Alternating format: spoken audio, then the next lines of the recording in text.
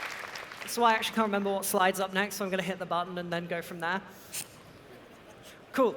So the Hunt Guild is very much a piece of content that is, it's not just narrative driven. Like, the narrative of the Hunt Guild was where I started with it, other than being told, hey, we need a new hunter training method because we're sick and tired of birdhouses.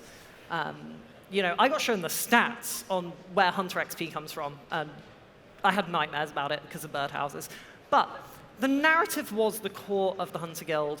When I was put on the Varlamore project, like, one of the first things I did was, in part, I mean, I'm sure the team were already on board, don't get me wrong, but I kind of went around to everyone. I was like, we're going to a new place. Let's do some new things and make sure that players are exploring. And Ed mentioned that it felt very nostalgic, and I felt very much the same. Like, despite working on it for months, when it went live, logging in on that day, having the music, and going through the process of exploring, like, I went straight to the Hunter Guild. It was my little baby. But it felt so old school. It felt traditional. But that's because I started with the narrative. It was all about the people there. You know, everyone you interact with in the Hunter Guild is more than just someone that enables you to do the content. They are a character in their own right. They are someone who you can learn a little bit about. Admittedly, it's only a couple of lines of dialogue, but we've all interacted with Guildmaster Jane, and I'm really not sure what she's about other than yapping. And giving me seed packs. I love the seed packs. The history of it as well, completely critical. And the Hunter Guild itself, like, when Varlamore was being settled, the Hunter Guild kind of was established under a giant tree. And that helped us guide how we decorate it and how you have sort of, you know, you've got the moonlight antelope in the caverns because the animals, you know, they shelter under the tree to get out of the heat of the sun in the savannah. So the people have followed. And all of a sudden, you've got people in the savannah hunting creatures. Well, there's a city nearby.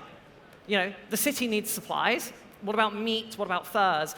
And all of a sudden, you've told this entire story, but you know how to build it. You know what you want the gameplay to look like and how many NPCs you want, and you know how you want the player moving through it. And so that's where it started, right? Everything in the Hunter Guild came from writing the story of it. And for me, a key thing in it is the warmth. The Hunter Guild is a place where anyone can get involved. And again, you know, I'll say it again. It comes from the story. They want the players coming in and helping them out. They want the players just doing things for them, and they're not going to try and stop you. Well, okay, if you don't have 46 Hunter, they're going to try and stop you. Exactly. But, you know, they're not going to stop you. They're going to try and be welcoming. They're going to try and say, hey, yeah, welcome to Varlamore. Welcome to the Hunter Guild. Let's get down to business. Of course, also the Quetzal transport system. Again, how are they getting around? Well, they've got giant birds that live in the tree. So why don't they make use of the giant birds? Well, they do now. Of course, the humble bone shard. It's 5 prayer XP in a single item, except it really felt like the core way of making players explore Varlamore. I'm sure these two have probably heard me say enough about how we should interconnect things. How do we move players from one piece of content to another in a way that feels very natural? And the Bone Shard really was like this opportunity to say, we have an item that is incredibly low value on its own. But what if everything you did in Varlamore gave you one? Maybe it gives you 10. Maybe it gives you 100. Everything you do in Varlamore leads you up to the Tiamat. It leads you towards the prayer activity. And then you realize, because the efficiency brain kicks in, I could get more out of this. So you need some Sunfire Shards. Well, okay, that's going to take you hunting the antelope. Or, if you're a bit more of a PVM brain, Fortis Colosseum. All of Varlamore ties together to give you that nostalgic exploration feeling. And we sort of hold your hand while you do it.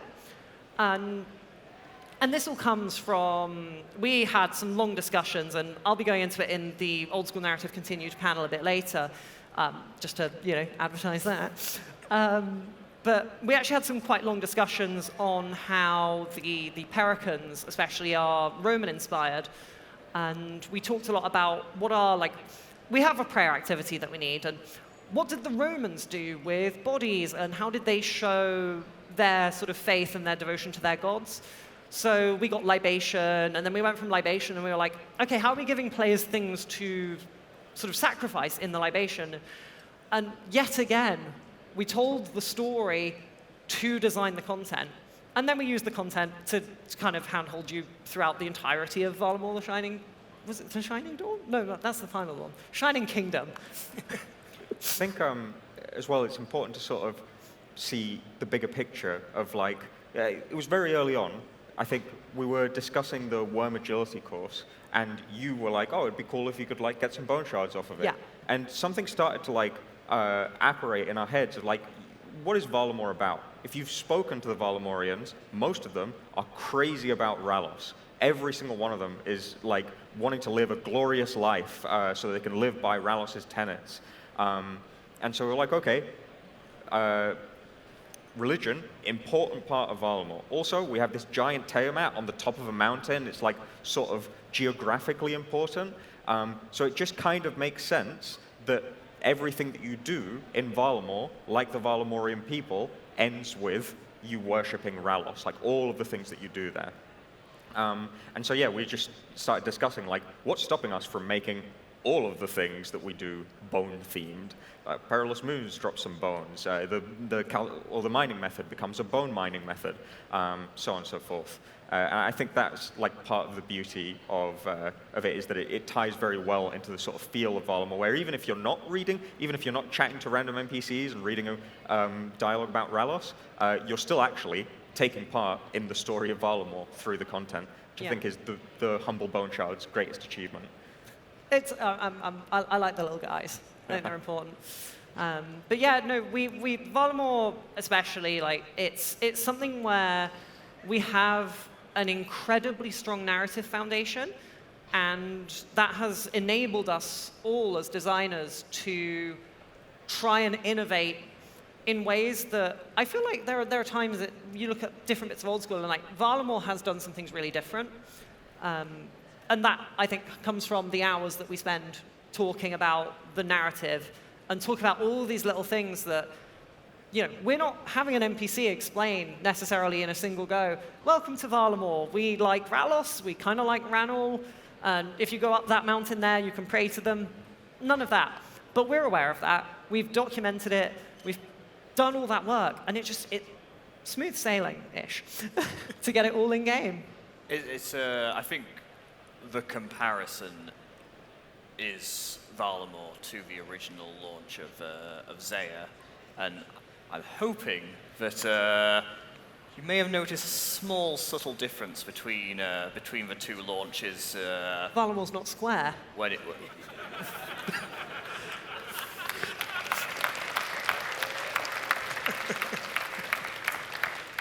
That is one of the subtle differences, yes.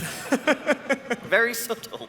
But yeah, I think it is a really good example of where, hopefully it's not too arrogant of me to say, where I think Varlamore succeeded in ways that maybe Zaya didn't quite at first launch, and I think narrative was a big part of that. Yeah, we don't really have much of a closer at this point. Does what we say make more or less sense? Because oh, hang on, sorry, I'm losing ultimate my microphone. authority. I'm a He's dropped disaster. his mic. Let me go in there. Sorry, what were you saying? just whether we're, chatting baloney or actually did we make I sense? don't know, were they chatting baloney? Were we Yeah, chatting actually. baloney? Yeah. Have we got time for any questions, or are we... We do have a very small amount of time, so yeah, we have mostly filled our slot there. As I was saying at the start, this is obviously something a bit different, a bit experimental. We did sort of initially, when we were talking about this, we were saying, could we just come out here and do another lore Q&A like we've done before? But I think RuneFest is a very good representation of a relationship that doesn't really exist in many other places in the games industry. It's a relationship where we can actually have a conversation. We can chat to each other. I know when we're on a stage and you're down there, but we can actually talk to each other about socks and crap and like. So we were quite keen to actually show you things I don't think many other game studios would show you like the actual wording of our internal documents and that sort of thing. What was it? So, What was it I said when we came on stage ahead of this? This is how the narrative sausage gets made. Yeah, that's the face he made earlier too.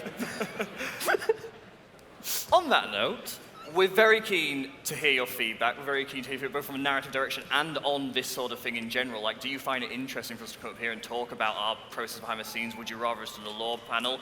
We don't have much time left. We do have time for a few questions. We will also have a bit of time after this, so feel free to grab us like afterwards to chat one-on-one. But we do have time for a few questions here. So does anyone have any questions? Oh, one thing I will say when it comes to questions, I imagine some of you are quite keen to ask questions about our reveals yesterday and about socks. We have a Q&A later to talk about the reveals, so I'd say keep the questions here focused just on this. We can talk about the reveals later. The socks, we're not talking about.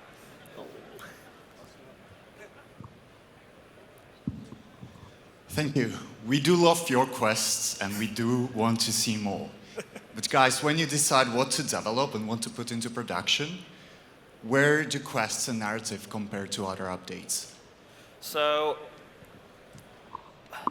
I think there is maybe a perception that a lot of players, the way they play quests is spacebar. Boring, spacebar, I don't like this. But don't woo. Why did you come to the narrative talk to woo at that? Anyway, for the rest of you, I'm not talking to you anymore, for the rest of you,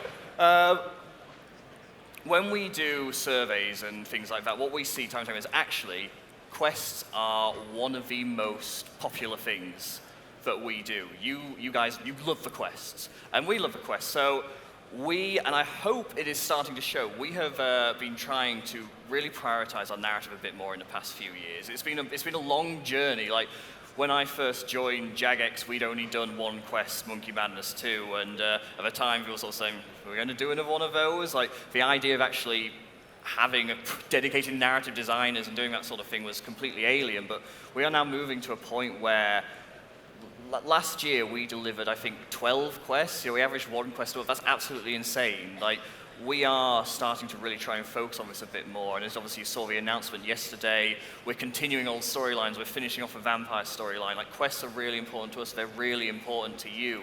Like, despite the spacebar memes, quests are one of the most popular things that we do. Like, that means so much to us that you enjoy that so much. So I guess I think that's a very long answer to your question. I said we don't have too much time left, I've filled it mostly with one question, but the short answer is we prioritize quests.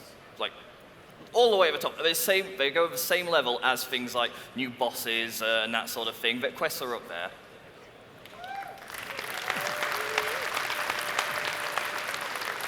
Right, I really mucked up by giving such a long answer to that question, so we're going to have to go quick fire now. But do we have any more questions that I can hopefully speed through?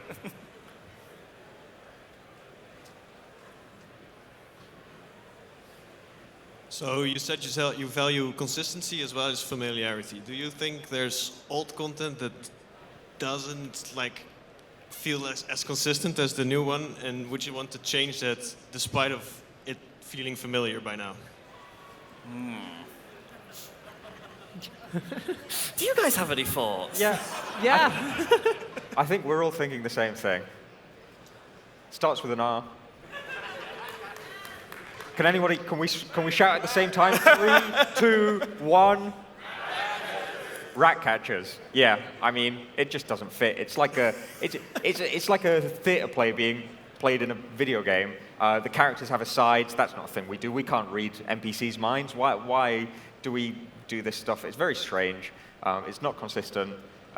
It doesn't really feel like you're progressing through anything either. In fact, it feels like you've regressed by the end of the quest. So it's sort of like missing another pillar there. Yeah, that's where I'm at.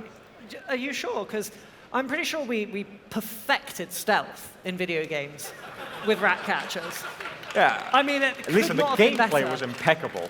It's just that the narrative was lacking. It's a good point. Perfected. Interesting choice of... I would also like to give a special shout out to, are the wiki guys in the room, or are they too busy on their stand? I don't think they're in the room, but the wiki are here. They've got their own special little section today. Make sure every single one of you ask them about the tourist trap quest. They love talking about the tourist trap quest.